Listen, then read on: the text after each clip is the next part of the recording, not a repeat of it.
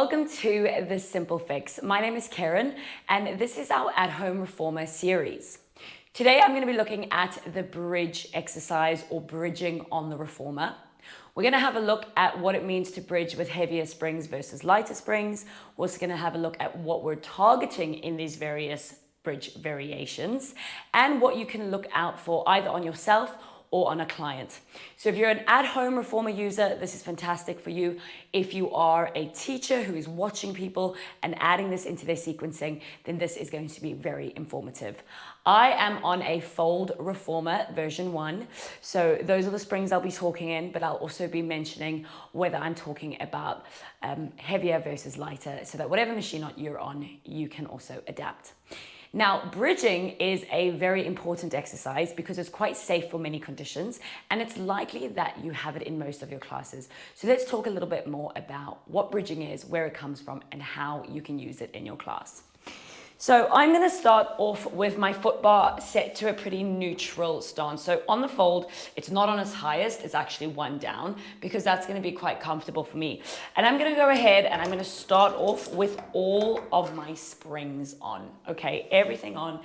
And I'm going to have a lie down onto my back and just get myself nice and comfortable. Now, one of the things you will hear a lot of when it comes to bridging is the headrest. Now, it's practiced in most teaching bodies to put the headrest down.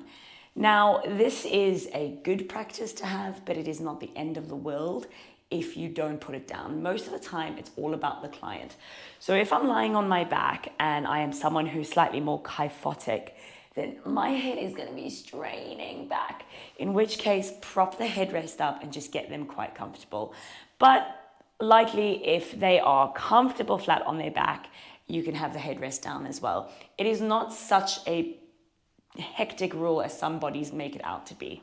Now I'm going to start with my bridge just on the platform. This is not something you have to do, but we're just going to use it as an opportunity to look at bridging. So my feet are in line with my hips. Hip sockets, not pelvic bone, okay? Remember that we want to be working in our line of where we walk, run, stand, squat, etc., not the hips we're seeing in the mirror. I'm going to start with my arms down and I'm just going to press into my feet. As soon as I press into my feet, I feel the activation in the backs of my legs, okay? So I just want to feel that for a couple seconds. Now I'm going to add a bit of an focused pelvic tilt to that as well. I'm going to push in my feet and I'm going to tilt my pelvis up. Now I've got not only activation through the back of my legs, but I'm also getting a bit of activation into the bottom of my glute. And now I'm going to take that all the way through, push down into my feet, tuck my tailbone, and allow my hips to roll up. Now this is a bridge as we know it. It's basically a mat bridge. I'm just lying on a reformer. Now the reason doing a bridge on a reformer is slightly easier and also a little bit more versatile than the mat is because when I'm in this position, I only have a certain amount of space in which to lift my pelvis and my ankle joint is completely stuck. It's still. Okay, I'm going to come down from that. Now, I'm going to go ahead and put my feet up on the foot bar. Remember, I've got all my springs on it. So this is your most basic bridge. The great thing about the foot bar is that the ankles have a bit of freedom. So if you have someone who's a little bit tighter within their ankle joints and that's restricting their bridge, then this is really helpful because when the feet are on the floor, the ankle joint is locked. So placing the feet on the foot bar, I always encourage my clients to be pointing their toes down so that we're standing on top of the bridge instead of pushing away. And that's going to make a bit more sense when we start lightening up the springs. For now, the carriage is held and I'm going to do the same practice I just did on the mat. I'm going to press down into my feet. I'm going to tuck my tailbone, feel the weight in my legs as I lift up. Now, when I'm looking for bridge, and I'm looking for a hip extension and quad stretch, I want to stay away from allowing my clients to arch their back. The moment this happens, the lower back is kicking in and my ribs are open. I want to close that down and I want to keep the focus in the lower body. I'm trying to get hip extension and then I'm going to soften and allow articulation. Now, in the beginning of the class, okay, let's say you're starting off here. We've got the feet on the foot bar. We're going to rock that pelvis a little bit. You're going to have clients who have different levels of tension within their spine. If you are looking at articulation and encouraging articulation, I recommend the heavier spring set because that allows the client to just worry about tucking the tailbone, standing down into the feet and rolling up. And there's no extra strain on keeping the carriage stable, okay? So this allows them to really try find space between the rib cage and the hips, which might be exactly what they need, okay? So if you have someone who's just looking to move and mobilize and is a little bit newer to the movement, then all springs is a fantastic place to start.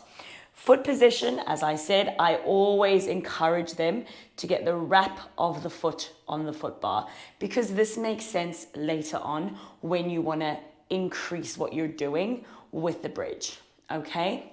So let's go and pop onto a slightly lighter setting. So I'm not going to go super light. I'm just going to go on the fold machine, 2 reds and 1 green. Now, 2 reds and 1 green, I should still be able to leg press the machine away. It's quite tough. I wouldn't really do it with my arms, but I would do it with my legs. But it shouldn't be super loose. So if you are on sort of like in a leg row, for example, you might be on 2 reds or 2 reds and a blue, okay? So now, although I still have quite a bit of security, if I were to push into the bar to bridge up versus stand on the bar, I would be moving that carriage. So now we can start to have a look at the ankle positioning. And a great cue here is to stand on top of the bar versus pushing against. So when you do footwork, you're pushing against the bar, the force goes into the bar and the carriage goes back. But when we're doing bridges, okay, we want to stand on top of the bar. So the force goes down into the feet, back of the leg kicks off, and now I'm feeling a lot more hamstring connection because my feet are working more. And I can tell the difference between pushing that way into the bar versus standing on top of the bar.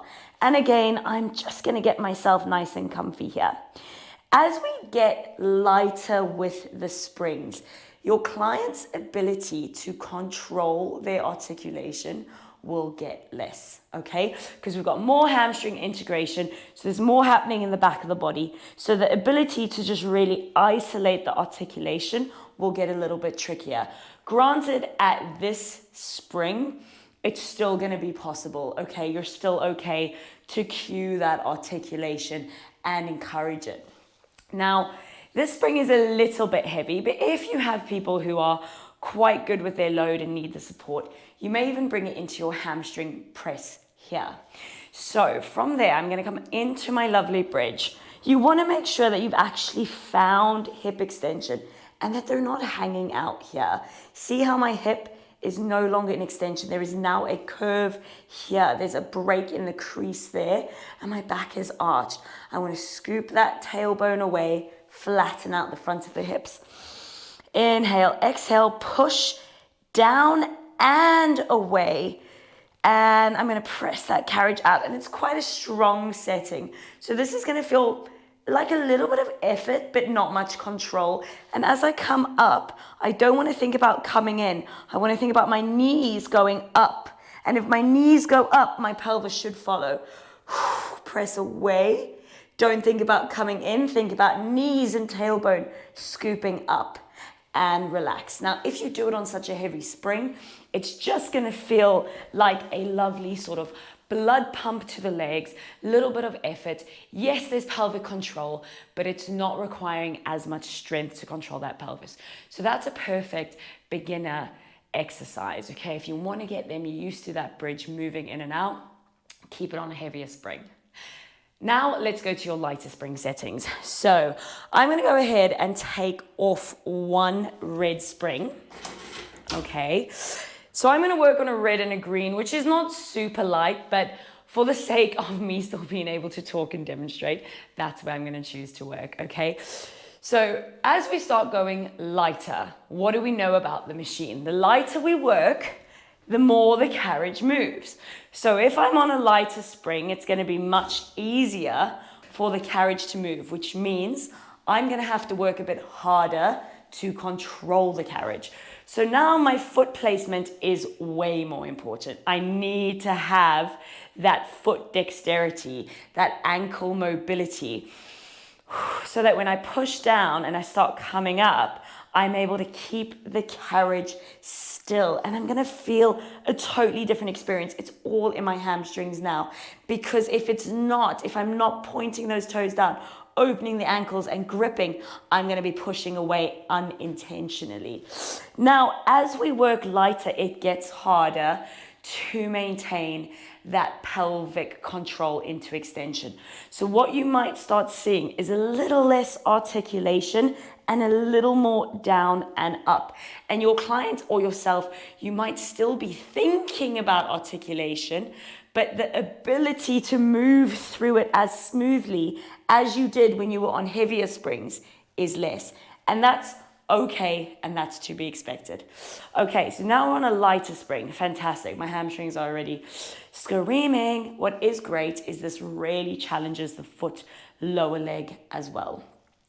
Now we take this into the hamstring press. So I'm going to point my toes down. I'm going to curl up, and I'm going to try and find hip extension. Now I'm going to press away. The press away is easy, almost too easy. I need to control it at this point, and I need to make sure I haven't come to there. Okay, I haven't sunk my bum down. Then when I come back, even more so, I need to stand into my feet, lift my hips, and almost think of re-tucking that tailbone to maintain the height. If I just think about coming in, I'm going to be there. Now I'm hanging out on my lower back. My hamstrings are no longer connected. I'm just going to come down and rest. So it gets more challenging the lighter we go, okay? And the goal becomes keeping the carriage in. Keeping the carriage in is something you will hear with a bridge cue. But why? Why are we trying to keep the carriage in? Because we want to be pointing those toes down, opening the ankles. Because we want to be standing down and not against. We want to be loading those hamstrings, glutes, calves, and feet down into the floor to get the hips up, and there's a bit of contraction keeping me in. Lovely, lovely, lovely hamstring work. And then I'm gonna come down and just take a breather. It is very common for clients to experience a cramp in their hamstring or calf when working on a lighter spring. So it's something that I always flag so that they don't get a fright if it happens. If it happens, getting them to drop their feet and do a few bridges there first is fantastic, or just get them to shake it out a little bit. Okay, so that is a quick deep dive into bridging on the Reformer. I hope that you have learned something from this video. Remember, the lighter you work, the more hamstring and pelvic control you will be challenging. The heavier you work, the more you are able to just educate on the bridge, moving of the pelvis and the opening of the space between the rib cage and the pelvis. So use both those tools wisely. Make sure that you are not working too light too soon, because that's a sure way for that lower back to take over. And remember, the focus is the legs, not the back at all, just the legs. If you enjoyed this video, please make sure to like and subscribe. There's plenty more education on my page. Thank you so much.